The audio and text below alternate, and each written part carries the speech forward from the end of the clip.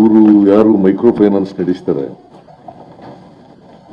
ಅವರ ಅಸೋಸಿಯೇಷನ್ ಇದೆಯಲ್ಲ, ಅಸೋಸಿಯೇಷನ್ ಅಧ್ಯಕ್ಷರು ಅವರಿಂದ ಅಭಿಪ್ರಾಯವನ್ನು ಕೇಳಿದ್ದೀವಿ. ಜೊತೆಗೆ reserve bank of India regional officer ಅವರ ಅಭಿಪ್ರಾಯ ಕೇಳಿದ್ದೀವಿ.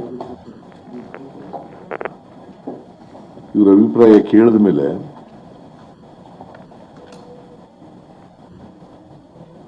ಯಾರೂ ಕೂಡ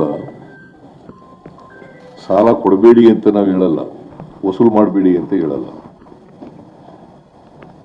ಆದರೆ ವಸೂಲು ಮಾಡುವಾಗ ಕಿರುಕುಳ ಕೊಡಬಾರ್ದು, ಯಾರಿಗೂ ಹ್ಯಾರಾಸ್ ಮಾಡಬಾರ್ದು.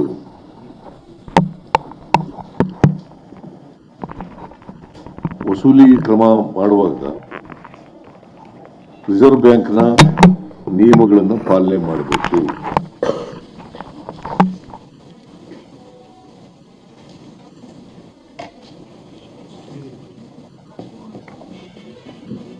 ಕಾನೂನು ಏನು ಹೇಳ್ತದೆ ಅದಕ್ಕಿಂತ ಹೆಚ್ಚಾಗಿ ಬಡ್ಡಿಯನ್ನು ವಸೂಲು ಮಾಡಬಾರ್ದು.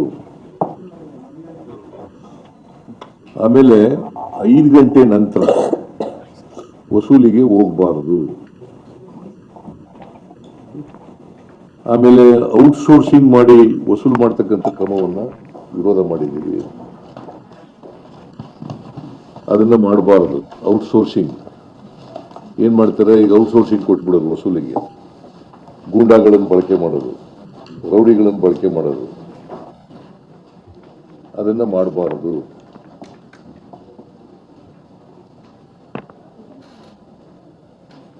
ಈ ನಿಯಮಗಳನ್ನ ಯಾರು ಉಲ್ಲಂಘನೆ ಮಾಡ್ತಾರೆ ಅವ್ರ ಮೇಲೆ ಸರ್ಕಾರ ಕಠಿಣವಾದಂಥ ಕ್ರಮ ತಗೊಳ್ತದೆ. ಇವರು ಯಾರು ಮೈಕ್ರೋ ಫೈನಾನ್ಸ್ ನಡೆಸ್ತಾರೆ ಅವರ ಅಸೋಸಿಯೇಷನ್ ಇದೆಯಲ್ಲ, ಅಸೋಸಿಯೇಷನ್ ಅಧ್ಯಕ್ಷರು ಅವರಿಂದ ಅಭಿಪ್ರಾಯವನ್ನು ಕೇಳಿದ್ದೀವಿ. ಜೊತೆಗೆ reserve bank of India regional officer ಅವರ ಅಭಿಪ್ರಾಯ ಕೇಳಿದ್ದೀವಿ. ಇವರ ಅಭಿಪ್ರಾಯ ಕೇಳಿದ ಮೇಲೆ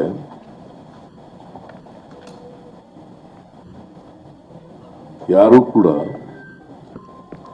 ಸಾಲ ಕೊಡಬೇಡಿ ಅಂತ ನಾವು ಹೇಳಲ್ಲ, ವಸೂಲು ಮಾಡಬೇಡಿ ಅಂತ ಹೇಳಲ್ಲ. ಆದರೆ ವಸೂಲು ಮಾಡುವಾಗ ಕಿರುಕುಳ ಕೊಡಬಾರ್ದು, ಯಾರಿಗೂ ಹ್ಯಾರಾಸ್ ಮಾಡಬಾರ್ದು.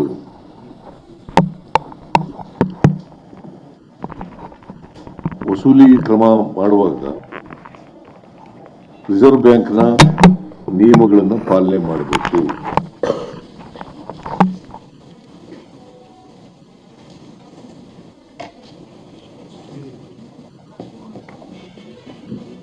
ಕಾನೂನು ಏನು ಹೇಳ್ತದೆ ಅದಕ್ಕಿಂತ ಹೆಚ್ಚಾಗಿ ಬಡ್ಡಿಯನ್ನು ವಸೂಲು ಮಾಡಬಾರದು. ಆಮೇಲೆ 5 ಗಂಟೆ ನಂತರ ವಸೂಲಿಗೆ ಹೋಗಬಾರದು. ಆಮೇಲೆ ಔಟ್ಸೋರ್ಸಿಂಗ್ ಮಾಡಿ ವಸೂಲು ಮಾಡ್ತಕ್ಕಂಥ ಕ್ರಮವನ್ನು ವಿರೋಧ ಮಾಡಿದ್ದೀವಿ. ಅದನ್ನ ಮಾಡಬಾರದು. ಔಟ್ಸೋರ್ಸಿಂಗ್ ಏನ್ ಮಾಡ್ತಾರೆ, ಈಗ ಔಟ್ಸೋರ್ಸಿಂಗ್ ಕೊಟ್ಬಿಡೋದು, ವಸೂಲಿಗೆ ಗೂಂಡಾಗಳನ್ನು ಬಳಕೆ ಮಾಡೋದು, ರೌಡಿಗಳನ್ನು ಬಳಕೆ ಮಾಡೋದು, ಅದನ್ನ ಮಾಡಬಾರದು.